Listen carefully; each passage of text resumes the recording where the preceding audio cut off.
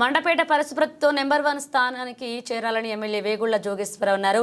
పట్టణంలో స్వచ్ఛతా హీ సేవ కార్యక్రమాన్ని శనివారం ఆయన ప్రారంభించారు. మున్సిపల్ చైర్మన్ పతివాడ నూక దుర్గారాణి అధ్యక్షతన వహించారు. కమిషనర్ రంగారావు ఆధ్వర్యంలో కలవ పువ్వు సెంటర్ నుంచి పట్టణంలో పలు ప్రధాన రహదారుల్లో ర్యాలీ నిర్వహించారు. మాట్లాడుతూ తాను మున్సిపల్ చైర్మన్ గా ఉండగా పారిశుద్ధ్య నిర్వహణలో రాష్ట్రంలోనే 2వ స్థానం పొందిందని గుర్తు చేశారు. మన ప్రీతమ పట్టణ ప్రథమ పౌరురాలు మన మున్సిపల్ చైర్పర్సన్, ఆరోగ్యమే మహాభాగ్యం. మనకు ఆరోగ్యం బాగుండాలంటే ఖచ్చితంగా పరిసరాలన్నీ కూడా పరిశుభ్రంగా ఉండాలి.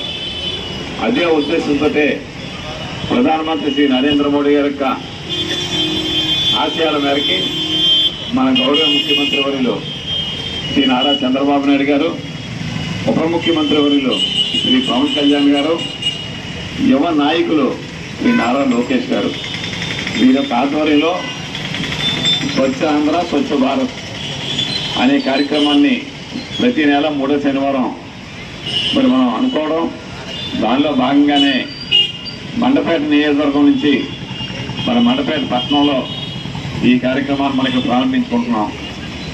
ముఖ్యంగా మన మండపేట పట్టణ విషయానికి వస్తే అవాళ నేను చైర్పర్సన్గా ఉన్నప్పుడు కానీ, తర్వాత శ్రీ సుందర శ్రీవర ప్రకాష్ గారు చైర్పర్సన్ ఉన్నప్పుడు కానీ మనం ఉమ్మడి ఆంధ్రప్రదేశ్లో భారతదేశంలోనే కొన్ని అవార్డులు మనం తెచ్చుకోవడం జరిగింది శానిటేషన్ విషయంలో. మళ్ళా ఇప్పుడు అదే స్ఫూర్తితో మనం అందరూ కూడా ముందుకు సాగాలని, అన్ని రకాలుగా కూడా మన పట్టణాన్ని పరిశుభ్రంగా ఉంచుకోవాలని చెప్పి పట్టణ ప్రజలందరికీ కూడా విజ్ఞప్తి చేస్తూ, అవసరమైనప్పుడు అధికారులు కూడా దీనికి ఎక్కడైనా సహకరించకపోతే దానిపైన మనం కొంత కఠినంగా అనిపించినప్పటికీ పెనాల్టీని వేయడానికి అధికారులు కూడా దానికి ముందుకు ఉండాలని చెప్పి కూడా కోరుకుంటూ, ఆ వ్యాన్లో నేను చైర్పర్సన్గా ఉన్నప్పుడైతే చెత్త ఎత్తిన తర్వాత బయటకు వస్తే ఖచ్చితంగా దానికి 100 రూపాయలు వసూలు చేసేవాళ్ళం. అంటే ఒకసారి నీకు గత 24 సంవత్సరాల క్రితం జరిగిన విషయాలు ఒకసారి జ్ఞాపకం చేస్తున్నాను. అంచేతన వేళ మనం కూడా అవార్డు సాధించుకున్నాం.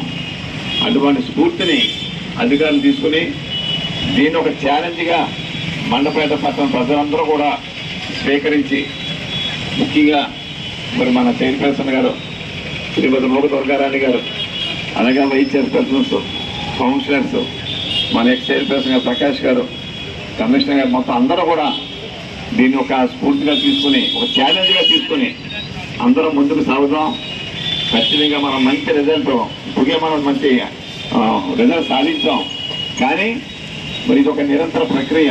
ఇవాళ చేసామనుకుంటే సాయంకాలం మార్పు వస్తుంది. కాబట్టి ఖచ్చితంగా మనం దీన్ని కంటిన్యూ చేస్తూ మంచి ఫలితాలు మనం సాధిద్దామని చెప్పి అందరూ తెలియజేస్తూ, జై ఆంధ్ర, జై హింద్.